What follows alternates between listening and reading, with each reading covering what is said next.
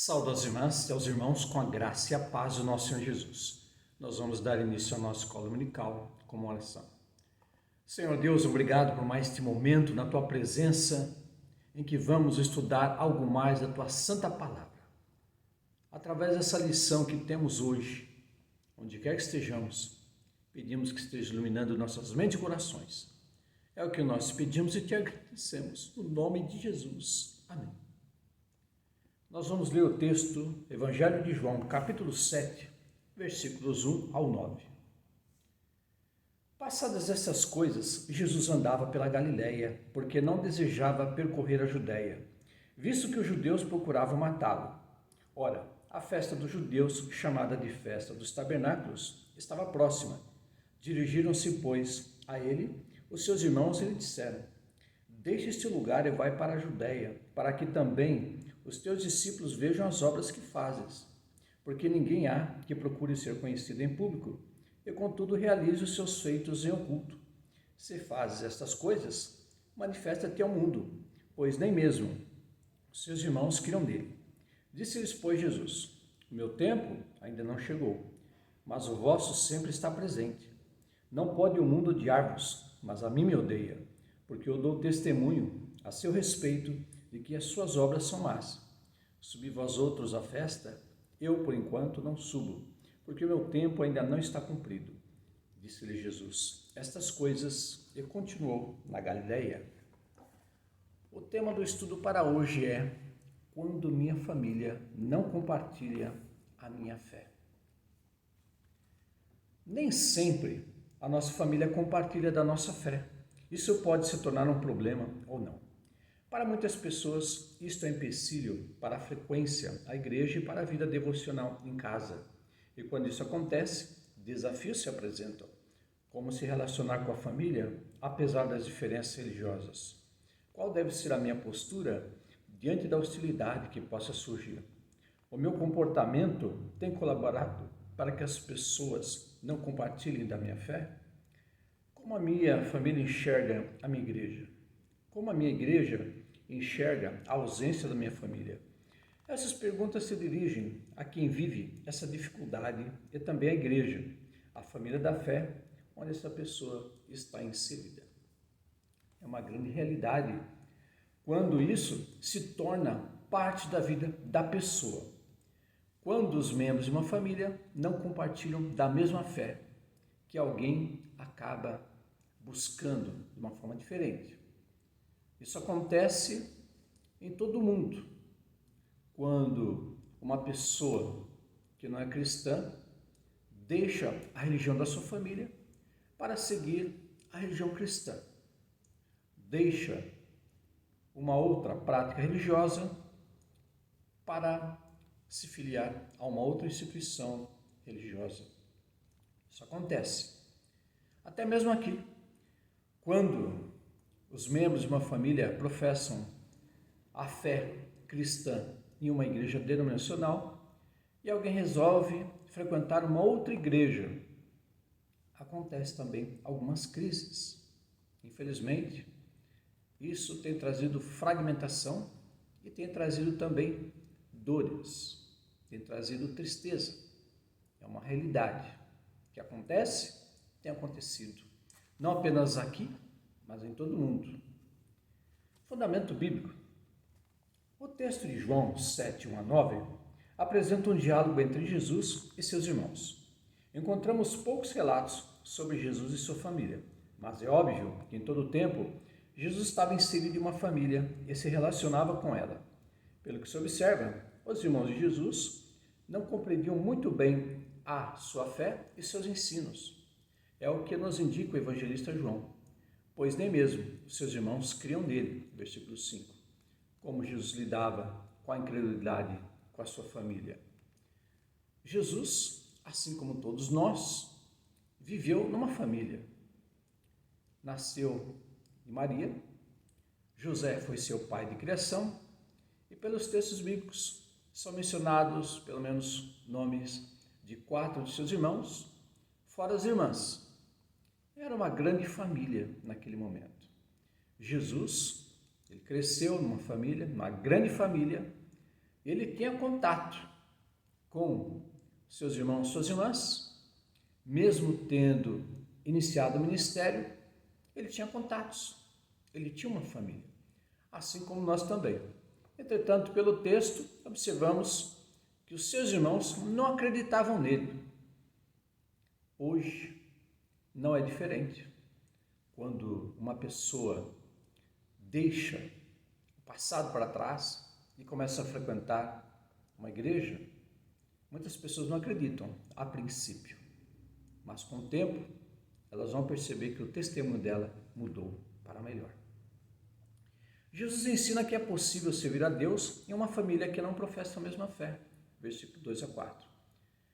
A narrativa mostra que os irmãos de Jesus fazem uma provocação a ele, insinuam que se Jesus era mesmo Cristo, deveria aproveitar a expectativa messiânica da festa dos tabernáculos e se revelar publicamente como Messias em Jerusalém, na Judéia. A essa provocação, Jesus responde sem autoritarismo, sem criticá-los e mantendo-se firme nos propósitos do Pai. Indicou sabiamente a seus irmãos que sua hora ainda não havia chegado. Versículos 6 a 8. Jesus foi provocado aqui pelos seus irmãos, caso ele fosse realmente o Cristo, o Messias, que ele se desse a conhecer, ele se anunciasse nesta festa, para que todos pudessem crer nele. Entretanto, Jesus, ele diz que não havia chegado a hora, não havia chegado o momento. Esse é o problema de muitas pessoas hoje, que querem acelerar, querem fazer tudo apressadamente. Isso traz consequências na vida das pessoas.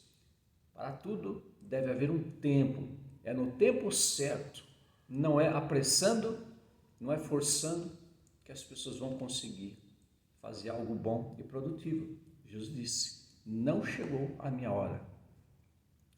Jesus ensina que convicções religiosas não podem ser motivo para hostilizar a família. Versículos 6 a 9. Jesus não vai à festa dos tabernáculos com seus irmãos, por discernimento espiritual. Não era a sua hora de se revelar como Messias. Além disso, ele sabia que as forças do mal, presentes no mundo, estariam em operação naquela festa e poderiam oferecer-lhe perigo de vida, já que as lideranças político-religiosas queriam matá-lo. Versículo 1. Todavia, Jesus não impede os seus irmãos de irem à festa. É uma grande verdade, precisamos tomar cuidado sempre. Não é porque frequentamos uma igreja, aceitamos a Deus, a Jesus em nossa vida, que nós vamos viver de uma forma despreocupada. Precisamos tomar cuidado, ainda mais nos dias de hoje. Jesus se precaveu aqui. Ele sabia que, havendo políticos religiosos extremamente fanáticos, poderiam penalizá-lo, queriam matá-lo. Jesus, ele se toma todo cuidado, discernimento espiritual, não havia chegado o momento de se revelar como Messias, ele sabia que ele seria martirizado para salvar toda a humanidade, mas não havia chegado a hora, não havia chegado o momento, ele tinha que se proteger, se precaver, tomar todo cuidado. É o que nós fazemos hoje, quando vamos atravessar uma avenida, uma rua movimentada, nós aguardamos o sinal permitir que possamos passar com todo cuidado e segurança. Quando andamos também pelas suas avenidas, tomamos todo cuidado também à nossa volta. Devemos precaver. Todo cuidado é pouco. Jesus ensina que o alimento da espiritualidade é suporte à vida e centro da vivência harmoniosa na família. Versículos 8 e 9. Jesus era um homem de constante e profunda vida de oração. Sempre meditava na palavra e buscava ter intimidade com Deus. Esse alimento da vida espiritual foi importante para ele na vivência de sua vocação e destino messiânico, bem como na relação com a sua família e demais pessoas. Por isso, no diálogo com seus irmãos, Jesus esboça equilíbrio emocional, segurança e lucidez espiritual para não aceitar as provocações. Jesus, assim, nos mostra que ele tinha uma vida devocional, uma vida de oração, meditação na palavra do Senhor. Ele buscava passar isso para as pessoas algum tempo depois e também nesse momento. Ele se alimentava, buscava Deus. assim como nós temos feito, buscar um suporte para a nossa vida. Nós vivemos um mundo conturbado, um mundo caótico, e precisamos nos resguardar, tomar cuidado, nos preparar, ter uma vida inspirada por Deus, para que possamos enfrentar as lutas e as dificuldades que há nesse mundo.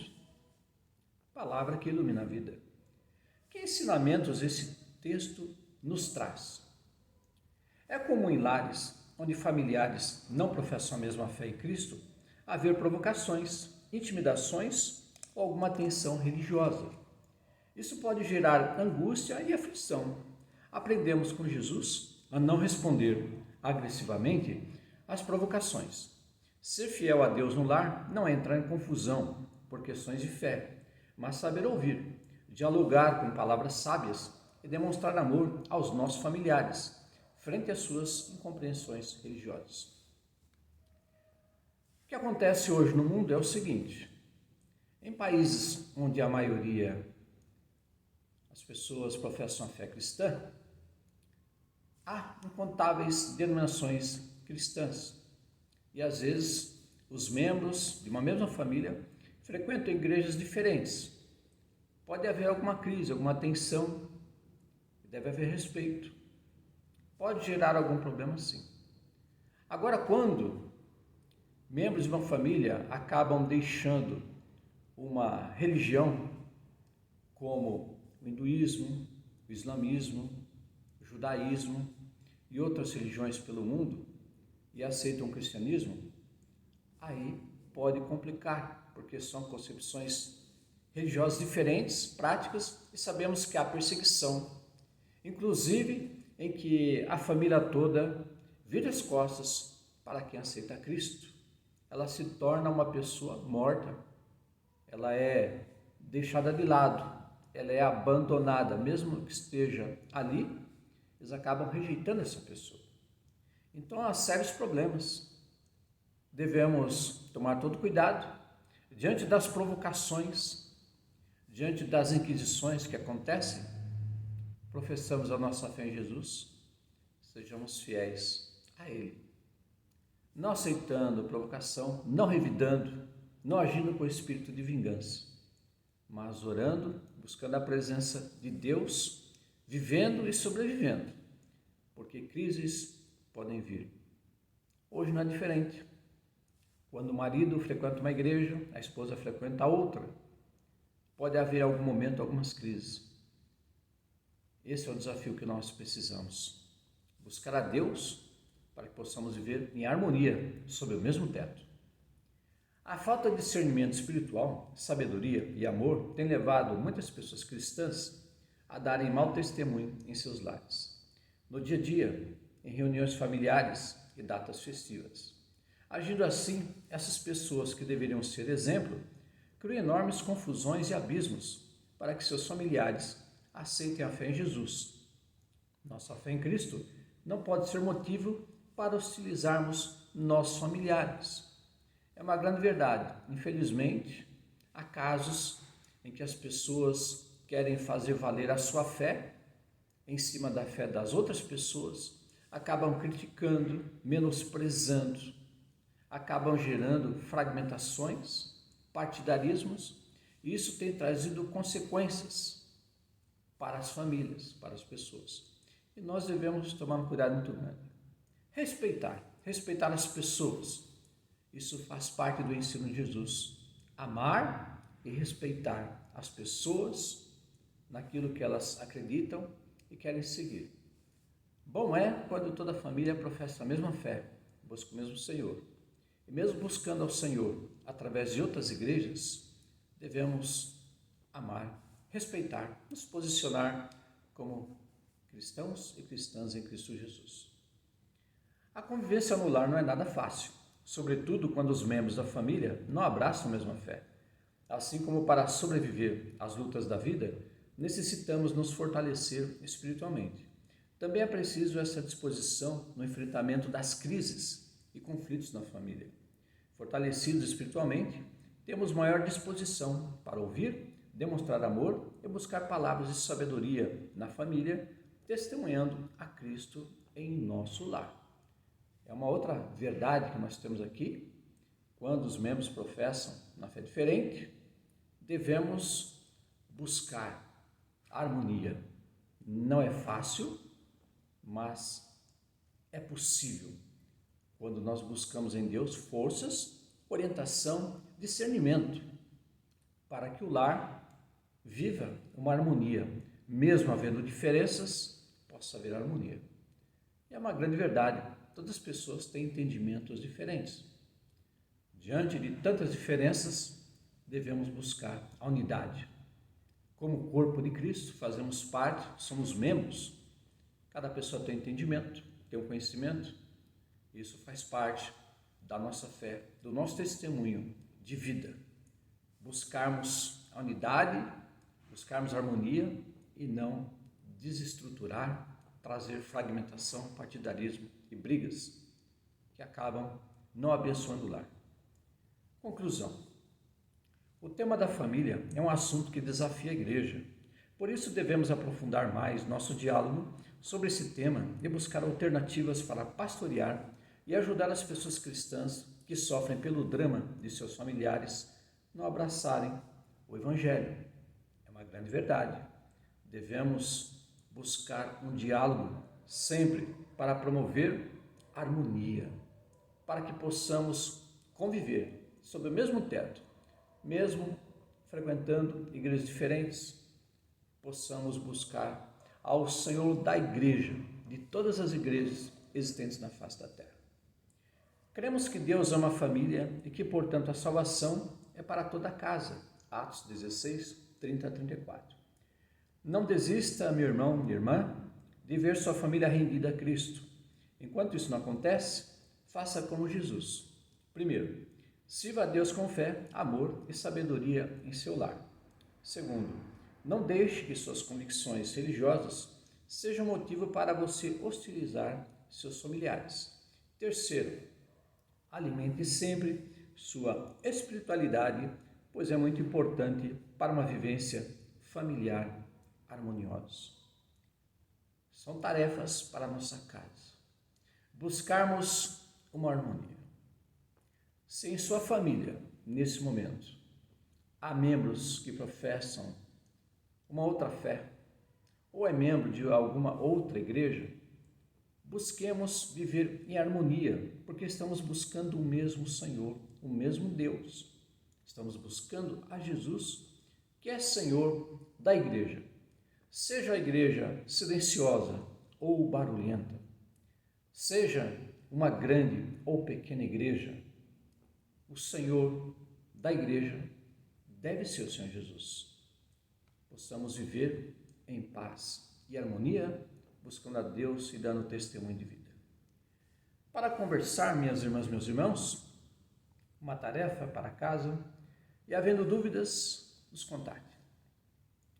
O que a igreja pode fazer para ajudar as pessoas que têm familiares que não compartilham da mesma fé? Uma tarefa para ser respondida, refletida e possamos entrar em contato para aprendermos um pouco mais, tirar as nossas dúvidas. Que Deus abençoe em Cristo Jesus e assim vamos agradecer a Deus por mais este momento, esta lição que tivemos. Senhor Deus, te agradecemos por essa lição baseada na Tua Palavra, queremos te agradecer nesse momento, onde quer que estejamos, Tu sabes o quanto precisamos de Ti e te amamos. E assim te agradecemos no nome do Teu Filho Jesus, que nos ensinou a orar dizendo: Pai nosso que estás nos céus, santificado seja o Teu nome. Venha a nós o vosso reino, seja feita a Tua vontade, assim na terra como no céu. O pão nosso de cada dia nos dai hoje. Perdoa as nossas dívidas, assim como nós perdoamos aos nossos devedores. E não nos deixes cair em tentação, mas livra-nos do mal, pois Teu é o reino, o poder e a glória para todos sempre. Amém. Recebamos a bênção e a paz que excede toda a compreensão, guarde os nossos corações e mentes no amor e conhecimento de Deus Pai e de Seu Filho Jesus Cristo, nosso Senhor, Salvador e Libertador, e a doce e confortadora consolação do Espírito Santo. Seja com todos vós, para todos sempre. Amém. Um abraço fraternal em Cristo Jesus, minhas irmãs, meus irmãos.